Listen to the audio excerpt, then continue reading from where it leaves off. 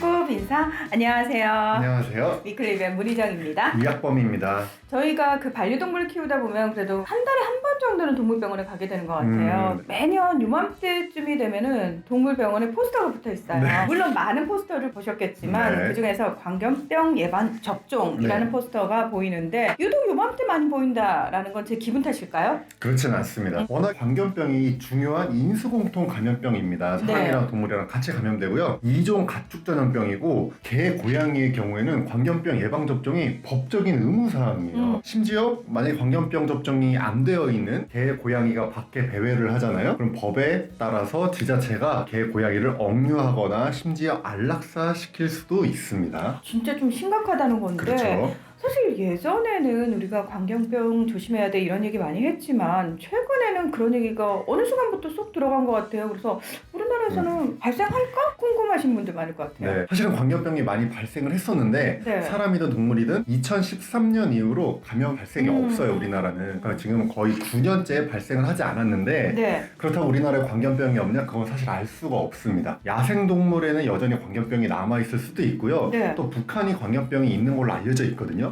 야생동물을 통해서 언제든지 우리나라에 넘어올 수 있기 때문에 광견병은 항상 조심하시고 유의를 하셔야 됩니다. 일단 사람과 함께 사는 동물에는 없다, 발견되지 않는다라는 건 그만큼 예방접종을 잘하고 있다는 의미이기도 할 것 같은데 맞습니다. 저희가 세계 광견병의 날이 있다 이런 얘기, 백신 접종 중요하다 이런 말씀 드린 기억이 있어요. 네, 위클립의 261회였습니다. 자, 그런데 왜 유독 4월과 5월 가을에 이런 포스터가 붙어 있는 걸까? 이게 바로 이제 관납 백신이라는 것 때문입니다. 평상시에 보호자분들께서 언제든지 동물병원에 가면은 광견병 예방접종을 맞을 수 있어요. 근데 보통 1년에 한 번은 광견병 예방접종을 해야 되는데 봄과 가을철에는 지자체에서 특히 대대적으로 광견병 예방접종을 권장을 하고요. 지자체가 백신을 구입을 해서 동물병원에 공급을 해줍니다.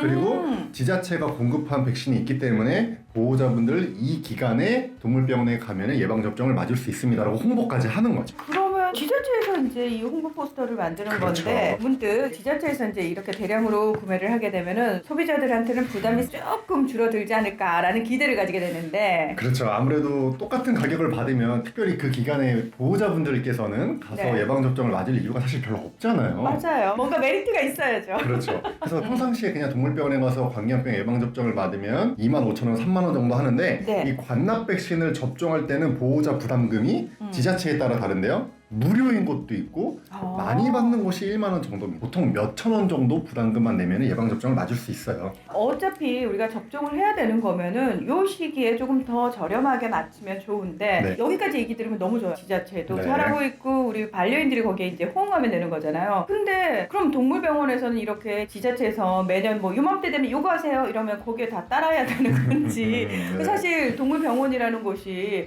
국가 정책에 의해 협조하는 기관이라기보다는 민간 자체잖아요. 살짝 수의사 선생님들 불만 없을까? 라는 의문도 생기고요. 그렇죠. 예. 사실은 보호자분들이 저렴하게 예방접종을 맞는 그 혜택을 얻는 그 이 시스템이 수의사들의 희생이 뒤에 있습니다. 사실은 백신 단가 자체는 그렇게 크지 않거든요. 네네. 그런데 수의사분들이 이때는 접종비를 나라에서 조금 주기 때문에 그걸 그냥 받고 하고 계시는 거예요.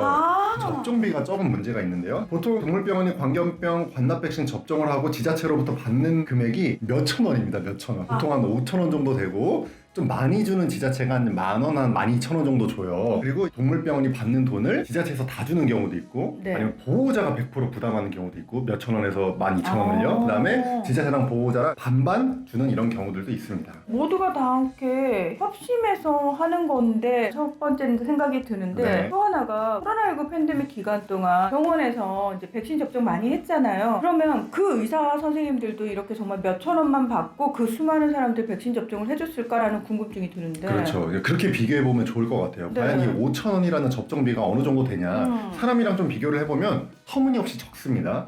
자, 코로나19 백신 접종했을 때 의사분들이 시술료가 회당 2만 원이 넘었거든요. 그리고 겨울철에 이제 인플루엔자 백신 하시잖아요. 독감 네. 백신. 그때도 18,000원이 주어집니다. 물론 이제 사람이랑 동물을 우리가 직접적으로 비교할 수는 없지만 건강보험 심사평가원 심평원에서 의료기관의 백신 비용 산출 체계라는 걸 가지고 있어요.